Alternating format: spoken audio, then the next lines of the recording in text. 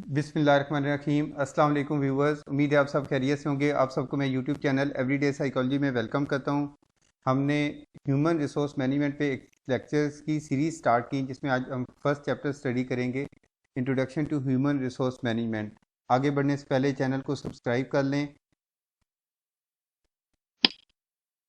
और bell icon को press कर लें ताकि आपको अपकमिंग वीडियोस मिलती रहें। ह्यूमन रिसोर्स मैनेजमेंट जो है वो ट्रेडिशनल ह्यूमन रिसोर्सेज से डिफरेंट है ह्यूमन रिसोर्स मैनेजमेंट से, जिसमें हम अब स्ट्रेटजिक अप्रोच यानी फ्यूचर ओरिएंटेड अप्रोच को फॉलो करते हैं और हम जो ऑर्गेनाइजेशन के ऑब्जेक्टिव हैं उसको अचीव करने के लिए और एक ऑर्गेनाइजेशन को मार्केट में कंपेटिटिव एज प्रोवाइड करने के लिए हम एक इफ़ेक्टिव मैनेजमेंट करते हैं एम्प्लॉयज़ से रिलेटेड।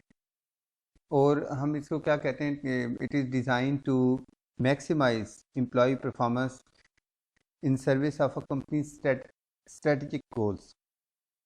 तो एक कंपनी जो अपने फ्यूचर से रिलेटेड गोल सेट करती है, उनको हम बिसाइड जिस हम टेक्निकल गोल्स भी अचीव करते हैं, लेकिन हम उसके जो स्ट्रेटजिक गोल्स हैं यानी फ्यूचर स्पेसिफिक गोल्स हैं उनको भी अचीव करने की कोशिश करते हैं।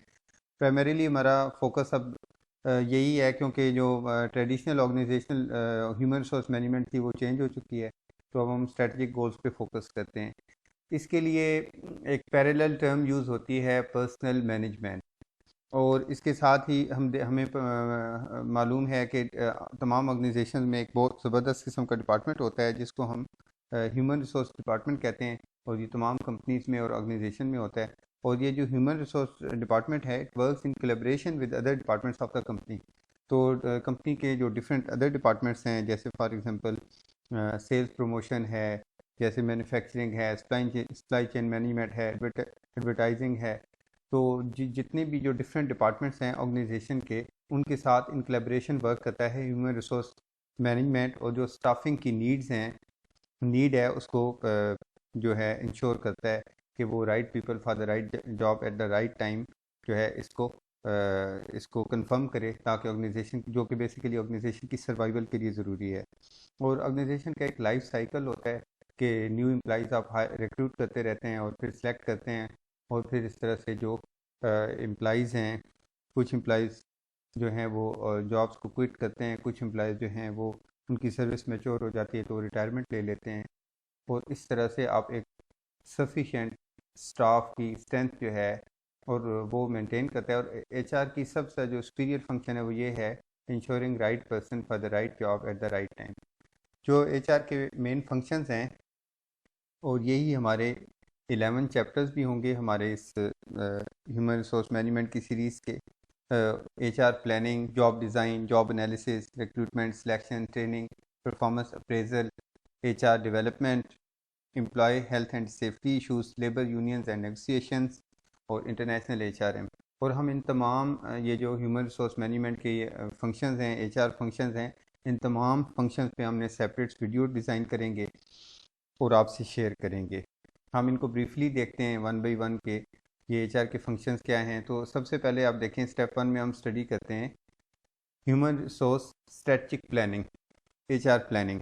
और एचआर प्लानिंग को मैं कह रहा हूँ कि स्ट्रेटजिक प्लानिंग, तो हम इसे एचआरपी भी कहते हैं। Human resource planning is the continuous process to best utilize the present human resources, forecasting and managing future staffing needs and ensuring person job fit in an organisation. तो हमने देख लिया कि बेसिकली जो ह्यूमन रिसोर्स प्लानिंग है, ना सिर्फ आप प्रेजेंट लेवल पर जो ऑर्गेनाइजेशन में स्टाफिंग की नीड्स हैं यानी कि एम्प्लॉयज़ रिक्वायर्ड हैं उसको इंश्योर करें, बल्कि आप फ्यूचर फोकसिंग भी करें कि आपको फ्यूचर में कितने एम्प्लॉयज़ रिक्वायर्ड होंगे और उनके क्या स्किल्स वगैरह होंगे। और इस तरह से आप अपनी ऑर्गेनाइजेशन में पर्सन जॉब फिट जो है उसको इंश्योर करते हैं। एचआर प्लानिंग के में अगर हम देखें तो इसका स्लोगन क्या है, planning comes first, deciding comes second, think today to invent tomorrow. तो बेसिकली ये इसी वीएन के साथ काम करता है एचआर का फंक्शन, यानी HR human HRP human resource planning, think today to invent tomorrow. इसके बाद हम नेक्स्ट स्टेप पे मूव करते हैं, job design. Job design is organising task, duties and responsibilities into a productive unit of work which ensures person job fit.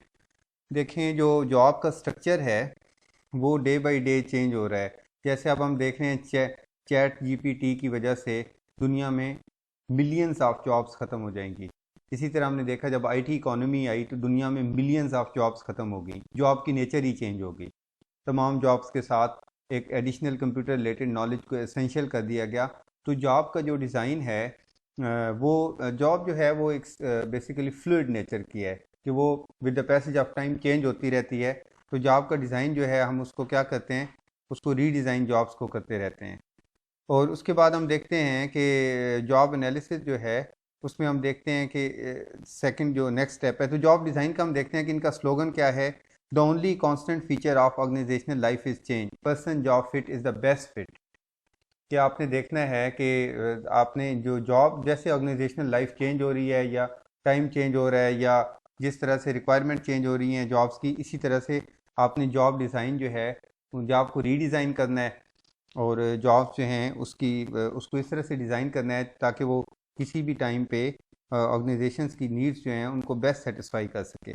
Next जो है हमारा इसमें स्टेप है job analysis. Job analysis is the procedure of identifying content of a job, job description, and the skills, education, and competencies required to perform that job, job specifications. Basically, job analysis दो चीज़ों का combination है, job description और job specification। यानी कि job जो है आपकी जॉब क्या होगी, आपने कौन सी ड्यूटीज़ परफॉर्म करनी होंगी जॉब पे, और उसके लिए रिक्वायरमेंट क्या है, यानी आपके पास किस तरह का नॉलेज, स्किल्स, एजुकेशन वगैरह होनी चाहिए। तो job description plus job specifications ये भी डिसाइड करता है HR department. Right person for the right job at the right time, इनका स्लोगन है remember employees serve the organisation for years.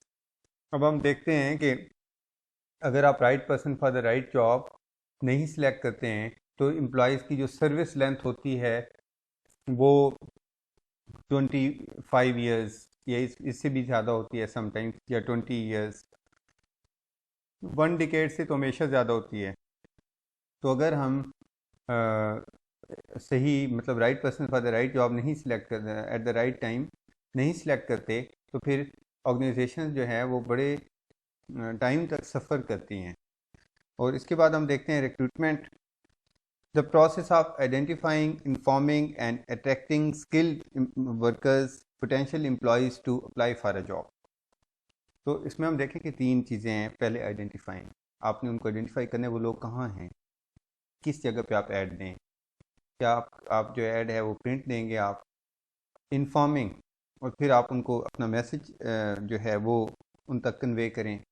और फिर अट्रैक्टिंग, और फिर आप उन्हें मोटिवेट करें to apply for a job, जो कि आपके बेसिकली पोटेंशियल एम्प्लॉयज़ होंगे जो लोग रिक्रूट करेंगे, यानी कि motivating potential employees to apply for a job. उन्हीं में से फिर आप लोगों को सिलेक्ट कर लेंगे स्क्रीनिंग पर्पज़ के through. Dig out the gold from gold mines, तो ये बेसिकली इनका स्लोगन है। Let the right people know that that they have a job opportunity. तो हमने उनको इन्फॉर्म करना है कि और उनको मोटिवेट भी करना है कि वो अप्लाई करें जॉब के लिए। Dig out the gold from gold mines, तो ये हो गई रिक्रूटमेंट। जो डिफरेंट न्यूज़पेपर्स वगैरह में ऑन स्क्रीन एड्स आती हैं ये सारे बेसिकली रिक्रूटमेंट का ही एक प्रोसेस है। Selection, the process of screening, shortlisting, interviewing and selecting suitable applicants for those recruited. अब जो हमने रिक्रूटमेंट की थी उन रिक्रूटेड पर्सनस में से हमने किन लोगों को सिलेक्ट करना है। तो हमने सबसे पहले स्क्रीनिंग करेंगे, इनिशियल स्क्रीनिंग की, शॉर्ट लिस्टिंग की, फिर इंटरव्यू किया लोगों को, और फिर हम स्क्रीनिंग जो है टेस्ट की बेस पे भी कर सकते हैं। फिर शॉर्ट लिस्टिंग कर ली, फिर जो मोस्ट कॉम्पिटेंट थे उनको इंटरव्यू किया और फिर उनको उनको उनकी टेस्टिंग के बाद उनको सिलेक्ट कर लिया। जिनको हमने रिक्रूट किया था उन्हीं में से हमने सिलेक्शन कर ली। Right person for the right job at the right time, remember apply serve the organisation for year. तो रिक्रूटमेंट ये है कि आपने उनको अप्लाई करने के लिए मोटिवेट किया, और सिलेक्शन ये है कि जिन्होंने अप्लाई किया उनमें से आपने लोगों को सिलेक्ट कर लिया। तो नेक्स्ट है ट्रेनिंग। जो लोग हैं, जो इंडिविजुअल्स हैं, जो न्यू कमर्स हैं, जो ऑर्गेनाइजेशंस को ज्वाइन करते हैं, वो बेसिकली लिटरेट होते हैं क्योंकि वो बेसिक जॉब की जो रिक्वायरमेंट्स हैं उनको तो मीट करते हैं, तभी वो अप्लाई करते हैं और उनको सिलेक्ट किया जाता है। But they are functionally illiterate, they are in fact literate but functionally illiterate. तो ये इसका मतलब ये हुआ कि आप उनका जो नॉलेज होता है वो ऑर्गेनाइजेशन के जो नॉलेज है या स्किल्स और कॉम्पिटेंसीज रिक्वायर्ड हैं उनसे एग्जैक्टली कंपैटिबल बहुत रेयर केसेस में होता है। तो इसलिए हम उन्हें ट्रेनिंग देते हैं और एक प्रोसेस से गुजारते हैं ताकि वो रेडी टू सर्व प्रोफेशनल बन जाएं। तो हम कहते हैं the process of devising specialised on the job and of the job training programs to make employees functionally literate to best perform their job responsibilities। तो हम उन्हें रेडी टू सर्व प्रोफेशनल में चेंज करने के लिए उनको ट्रेनिंग देते हैं। Train workers as best investment is human investment. तो इसके बाद हम देखते हैं turn a piece of paper into 5000 rupees through processing. हम इसकी एग्जांपल देते हैं ट्रेनिंग की कि आपके पास एक पीस ऑफ पेपर है और एक दूसरा पीस ऑफ पेपर है, उसको आप कहते हैं कि ये $100 हैं और एक को कहते हैं कि ये एक पेपर है। इसी तरह आप एक पेपर को कहते हैं कि ये पेपर है और दूसरे को कहते हैं 5000 रुपीज़ हैं। इन दोनों एक पेपर और दूसरे पेपर में क्या फ़र्क है? जाहिर है जब उस एक पेपर पे प्रोसेस करते हैं हम, तो उसको हम प्रोसेस के बाद एक पेपर को हम $100 में कन्वर्ट कर देते हैं और दूसरे पेपर को हम 5000 रुपीज़ में कन्वर्ट कर देते हैं। सेम ऐसे ही है कि जो इंडिविजुअल्स हैं उन पे हम प्रोसेस करते हैं, उन्हें ट्रेनिंग कर देते हैं और उन्हें प्रोफेशनल बना देते हैं। तो ये है training.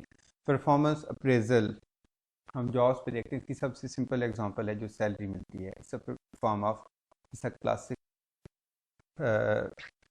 Classical model of performance appraisal. The process of reviewing, evaluating, and appraising the job performance of employees and giving them incentives, promotions, salary increase, and high performance. For high performance, immediate reinforcement is the soul of motivated work. कि आपको चाहिए कि जब लोग good performance show करते हैं तो आप उन्हें इमीडिएटली रिवार्ड करें। Delayed reinforcement is no reinforcement at all. Heroes are informed that they are heroes. तो इसमें ऐसा नहीं है कि अनसंग हीरोज़ हों। तो हम क्या करते हैं कि हम proper employee of the year, employee of the company, इस तरह से जो टॉप परफॉर्मिंग एम्प्लॉयज़ होते हैं उनको अलग से भी इंसेंटिव देते हैं, बोनस ऑफर करते हैं, उनको की सैलरी को इंक्रीज़ करते हैं। इसी तरह उनको डिफरेंट इंसेंटिव्स देते हैं ताकि उनकी परफॉर्मेंस की अप्रेजल की जाए और एक्नॉलेज किया जाए और उनको अप्रेज किया जाए। HR development. HRD is the framework of helping employees develop their skills, knowledge, and abilities, which contributes to their personal and professional development. Organizations move employees from stagnation to development. We start from 1%, we want to make it 100%. हम देखते हैं कि जो HRD है, human resource development, ये जब लोग jobs को ज्वाइन कर लेते हैं, आप उन्हें स्टडी लीव्स देते हैं, आप उन्हें ट्रेनिंग कोर्सेज के लिए लीव्स देते हैं, आप एडवांस कोर्सेज के लिए उन्हें स्पेस देते हैं, लीव्स देते हैं, आप उन्हें विद पे लीव देते हैं। ये डिफरेंट उन्हें बेनिफिट्स वगैरह देते हैं ताकि वो अपने जो अपने स्किल्स और अपनी एजुकेशन के लेवल है उसको इम्प्रूव कर सकें। तो ये एक बड़ी कॉमन प्रैक्टिस है कि लोग जब जॉब्स पे ज्वाइन कर लेते हैं वो आगे स्टडी करते रहते हैं, फिर उनके आगे प्रमोशन वगैरह भी हो जाती हैं और नेक्स्ट ग्रेड पे वो अपने जो है स्किल डेवलपमेंट की वजह से नेक्स्ट ग्रेड पे प्रमोट हो जाते हैं। तो इसको कहते हैं ह्यूमन रिसोर्स डेवलपमेंट। इसके बाद देखते हैं health and safety issues. HRM manages disasters, risk, industrial accidents, workplace violence, provides कंपनसेशंस, health insurances and allowances, and works for the safety and security of employees.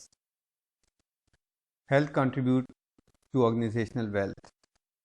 तो ये इनका स्लोगन है, take care of employees, they will take care of your company.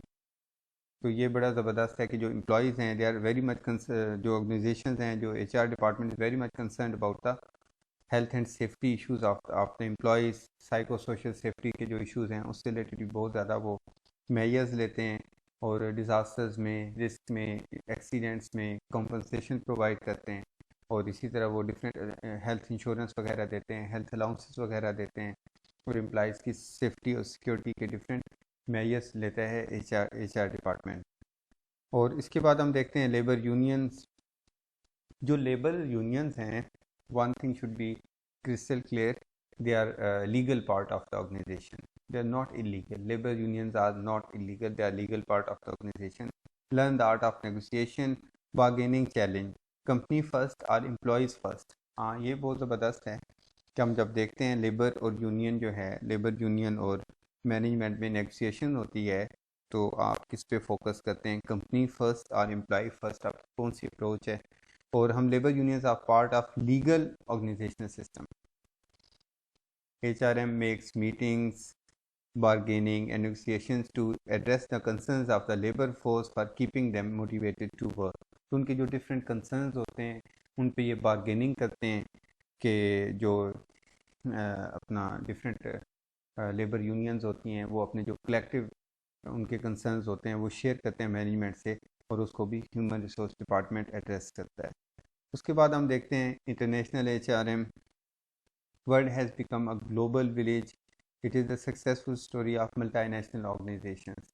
तो हम देखते हैं कि जो ऑर्गेनाइजेशंस हैं वो, जैसे हम देखते हैं अब साइबर स्पेस को आप यूज़ करते हुए जो हम डिजिटल मार्केटिंग देखते हैं या हम जो ऑनलाइन बिजनेस देखते हैं, बेसिकली इसमें हम देख सकते हैं कि अब तो बिज़नेस जो है उसकी उस तरह से की बाउंड्रीज नहीं रही, तो आप इंटरनेशनल फोरम्स को यूज़ करके भी बिज़नेस कर सकते हैं। और फिर इस तरह मल्टीनेशनल ऑर्गेनाइजेशन हमारे पास एक बड़ी ज़बरदस्त एग्जांपल है इंटरनेशनल ह्यूमन रिसोर्स मैनेजमेंट, जिसमें डाइवर्सिटी मैनेजमेंट आप करते हैं। International human resource management is acquiring, allocating, and utilizing human resources in a global business to achieve the objectives of a company. It deals with HR activities, types of employees, and countries of operations. तो अब different इनके, क्योंकि different countries होते हैं उनमें इनके multinational company के business operations होते हैं, तो उनको डील कर रहे होते हैं, और इनके पास बहुत ज़्यादा वर्क प्लेस डाइवर्सिटी होती है, प्रोडक्ट में डाइवर्सिटी होती है, सर्विसेज में डाइवर्सिटी होती है। तो इसको मैनेज करता है इंटरनेशनल HRM। तो ये बेसिकली हमारे 11 फंक्शंस हैं ह्यूमन रिसोर्स मैनेजमेंट के, जिनको हम वन बाई वन स्टडी करेंगे, और इन तमाम फंक्शंस पे एक चैप्टर होगा। उम्मीद है आपको फ़ायदा होगा इसको स्टडी करके। अपना बहुत सा ख्याल रखिएगा। अल्लाह हाफ़िज़।